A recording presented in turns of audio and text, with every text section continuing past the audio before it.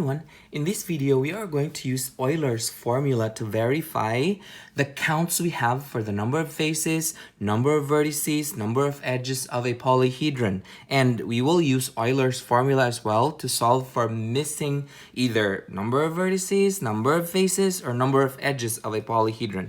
This is called the Euler's formula. So if we add the number of vertices and the number of faces, subtract the number of edges from these two, that should equal to 2. So let's use this theorem, or let's use this formula that we have here to verify the number of faces, number of vertices, and edges for this rectangular prism. So let's count first the number of vertices. So in this picture, again, we go back to the definition of vertices. So the singular for that is vertex, that is the corner. So we count the corners. That would be 1, 2, 3, 4. That's 4 on top. Then 5, 6, 7, 8. So there are 8 vertices. Now let's count the number of faces. Faces would refer to the flat surface that serves as the covering for this prism. So we count, it's going to be 1 on top, 1 at the bottom, and then 1 in the front, 1 at the back, and then 1 here on the right side, and 1 on the left side. So the total would be 6. And then we count the number of edges.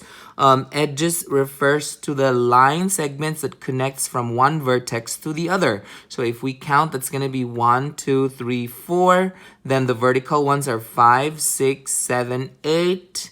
And then the one at the bottom, 9, 10, 11, and 12. So there are 12 edges. Now we verify using the Euler's formula. One way to know if did we count it right, or did we miss something, or was our count correct? So we can check if we counted it right by using Euler's formula. So let's verify the number of vertex. I'll just plug in values in here. So the vertex that we have would be 8, plus the number of faces would be 6, minus the number of edges is 12. Is that equal to 2? So we're not sure of that yet. So we're going to add 8 plus 6. That would be 14 minus 12. And so that is 2 is equal to 2, which means that we counted it right because we verified it using the Euler's formula. At this time, I would encourage you to pause this video and try this problem out on your own. And when you're done, unpause it and check your answer. Okay, so we go over the problem here. So we actually are given with some information right here.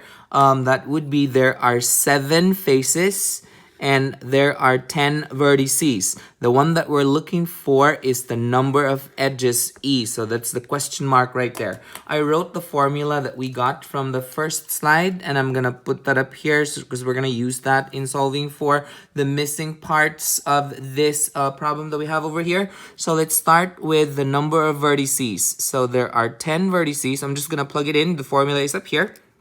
So that would be 10. And then we the number of faces would be 7. So it's going to be 10 plus 7.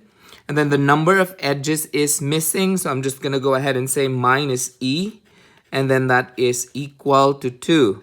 So then from here, we want the edge, or the number of edges. So I'm just going to make the edge positive because it's negative right there. So I'm just going to add E from both sides plus E here. So then we go ahead and cross the E out. So we are left with 17 equals 2 plus E. And then from here, we want the number of edges. So that would be minus 2 and then minus 2. So then we are left with the number of edges for this pentagonal prism would be 15.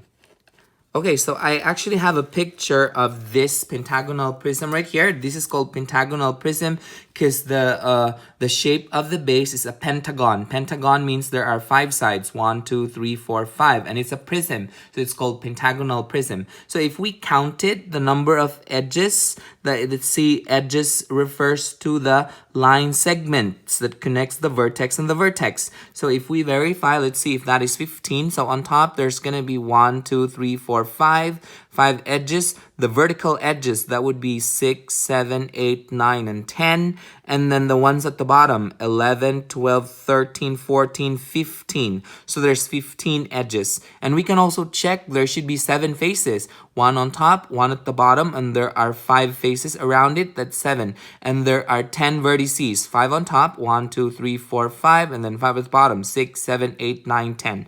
And so we have used Euler's formula to find the number of edges for this pentagonal prism. Did you get the same answer as this? Edge is 15. Good.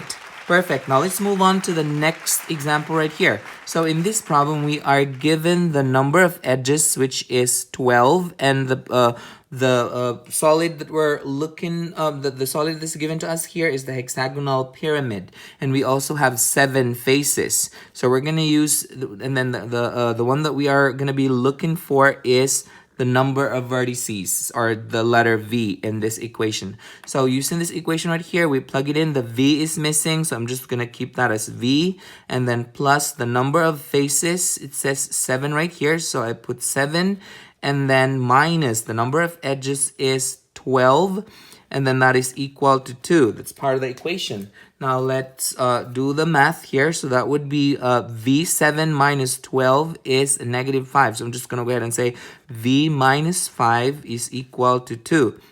I want the number of vertices. So then I'm going to add 5 from both sides plus 5 here. So then I can cross the 5 out.